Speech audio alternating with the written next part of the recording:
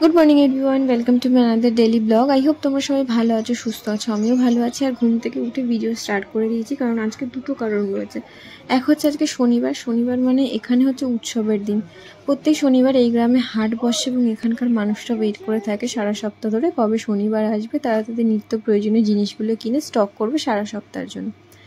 আমি তো এই প্রত্যেকবারই যখন আসি হাটটা খুবই এনজয় করি। কয়েকবার এরকম হয়েছে যে আমি বেশি সময় ছিল না বলে হাটটা মিস করে গেছি, সেই জন্য আমার অনেকটা মন খারাপ হতো।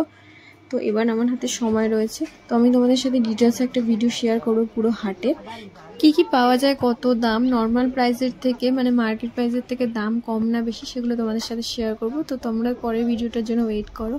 আর এই দেখো আন্টি আর মা আমাদের কামিং উইকের জন্য সমস্ত বাজার করে রাখছে, কি লাগবে না লাগবে।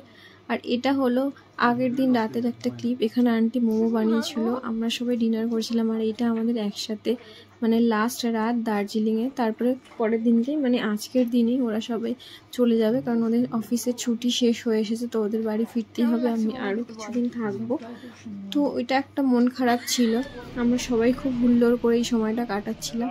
দেখো ওরা চলে যাচ্ছে ফাইনালি, মনটা অনেকটাই খারাপ। নিমিষার সাথে প্রকাশের কবে দেখা হবে। আজকে ভিডিওটা এইটুকু শেষ করলাম। কেমন লাগলো নিশ্চয়ই কমেন্টে। সবাই ভালো থেকো, সুস্থ থেকো আর ব্লগ কাহনের সাথে থেকো।